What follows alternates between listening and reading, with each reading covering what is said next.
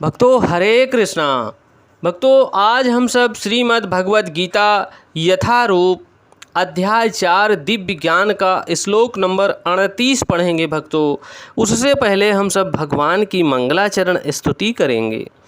ओम अज्ञानतिमिरन्धस्य ज्ञानांजनशलाकया चक्षुर्मिलितं येन तस्मै श्री गुरुवे नमः। श्री चैतन्य मनोभीष्टं अस्थापितं येन भूतले स्वयं रूपा कदा मह्यं ददाति स्वपदान्तिकं। वन्देऽहं श्रीगुरु श्रीयुतपदकमलं श्रीगुरून् वैष्णवश्च श्रीरूपं साग्रजातं सह गण रघुनाथ वन्दितं तं सजीवम् साद्वैतं सावधूतं परिजन सहितं कृष्ण चैतन्य देवं श्री राधा कृष्ण पदान सह गण ललिता श्री विशाखान्वितांश्च। हे कृष्ण करुणा सिंधो दीनबंधो जगतपते गोपेश गोपिका कांत राधा कांत नमोस्तुते। तप्त कांचन गौरांगी राधा वृंदावनेश्वरी वृषभान सुते देवी प्रणममि हरिप्रिये। वाञ्छाकल्पतरुभ्यश्च कृपा सिन्धुभ्येव एव च पतितानां पावनेभ्यो वैष्णवेभ्यो नमो नमः। जय श्री कृष्ण चैतन्य प्रभु नित्यानंद श्री अद्वैत गदाधर श्री वशादि गौर भक्त वृंद। नमः ओम विष्णुपादाय कृष्णपृष्ठाय भूतले श्रीमती भक्ति वेदांत स्वामिन इति नामिने।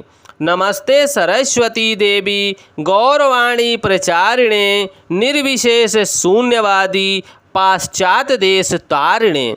हरे कृष्णा कृष्ण कृष्णा हरे हरे हरे रामा राम रामा हरे हरे। हरे कृष्णा कृष्ण कृष्णा हरे हरे हरे रामा राम रामा हरे हरे। भक्तों भगवान इस श्लोक में स्पष्ट कर रहे हैं, कृपया ध्यान देना।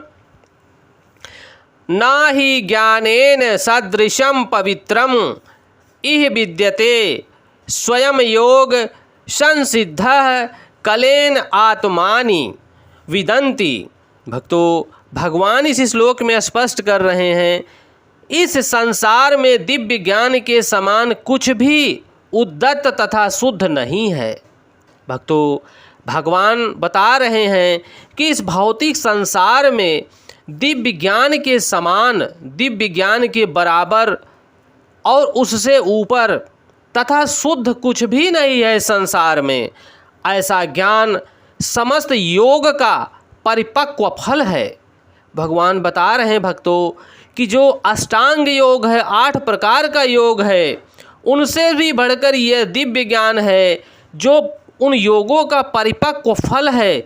जैसे आम के पेड़ में आम के स्वाद का रसास्वादन रस जड़ से लेकर टहनियों में, तने में, पत्तियों में चारों तरफ फैला होता है, परंतु जो स्वाद आप प्राप्त करते हैं आम के फल से, आम के रस से, ऐसा ही टेस्ट आपको इस दिव्य ज्ञान के शुद्ध हो जाने पर मिलता है। सभी प्रकार की भक्ति, सभी प्रकार की योगों से ऊपर ये भगवान का दिव्य ज्ञान है। ऐसा फल है कि यह दिव्य ज्ञान सभी योगों का फल है। भगवान स्पष्ट कर रहे हैं, इस फल को हम लोगों को ग्रहण करना है। भक्तों भगवान जो दिव्य ज्ञान हम सबको दे रहे हैं, दिव्य ज्ञान रूपी फल, यह सभी फलों का राजा है, सभी ज्ञानियों का ज्ञान है, सभी उच्च ज्ञानियों में से सबसे उच्च ज्ञान है दिव्य ज्ञान, भगवान का परम ज्ञान दिव्य ज्ञान।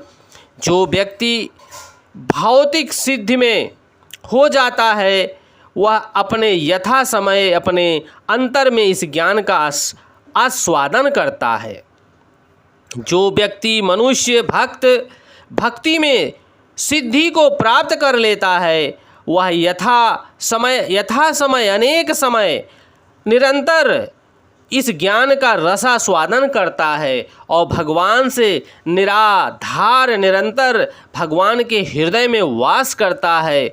जो व्यक्ति इस फल रूपी ज्ञान को ग्रहण कर लेता है, भगवान कहते हैं जो मेरे नाम का स्मरण सदैव करता है, वह पापी से पापी व्यक्ति भी क्यों न हो, उसके सारे पाप पूर्ण कलमश धुल जाता है और वो अंत में मेरे धाम को प्राप्त करता है। भक्तों, भगवान जब इस दिव्य ज्ञान की बात करते हैं तो हमारा प्रयोजन आध्यात्मिक ज्ञान से होता है।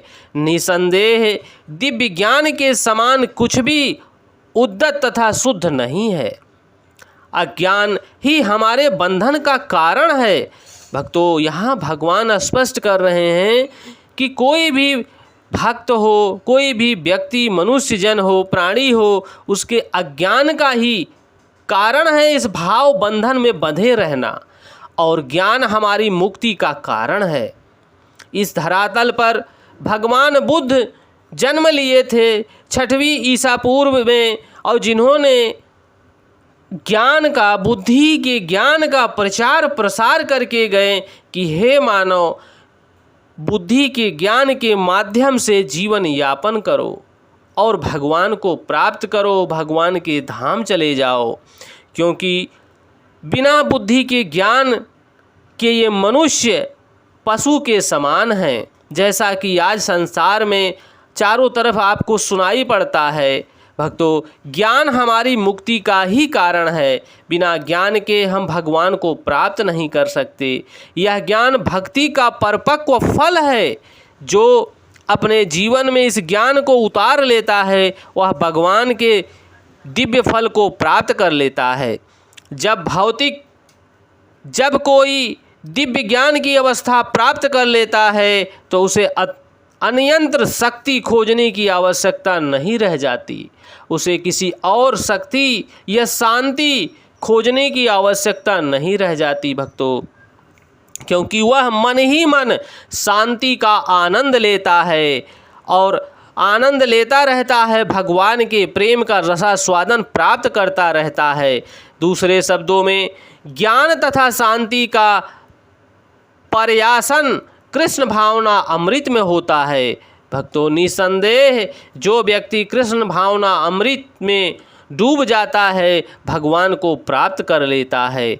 भगवत गीता के संदेश का यही चरम प्रणति है, यही चरम भक्ति है। भगवत गीता का संदेश यही परम ज्ञान है। भक्तों, इस ज्ञान को आप सब भक्त जनों तक और मनुष्य जनों तक पहुँचाने की कृपा करें, ताकि भगवान का प्रेम आप सब प्राप्त कर सकें। भक्तों, भगवान के नाम का स्मरण करके हमें प्रत्येक कार्यों को करना चाहिए। हरे कृष्णा कृष्ण कृष्णा हरे हरे, हरे रामा राम रामा हरे हरे, हरे कृष्णा कृष्ण कृष्णा हरे हरे, हरे रामा राम रामा हरे हरे।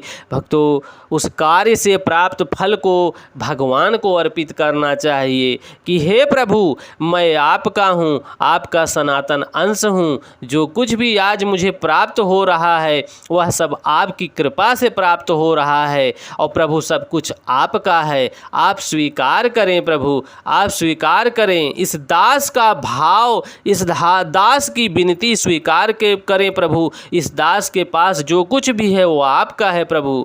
ऐसा कहते हुए भक्तों, हमें भगवान का स्मरण करना चाहिए। भगवान का निरंतर स्मरण करने वाला व्यक्ति, भगवान कह रहे हैं, वो मेरे हृदय में वास करता है। मैं उसे वचन देता हूँ कि वह मेरा मित्र है, मैं उसका मित्र हूँ और वो मेरा मित्र है।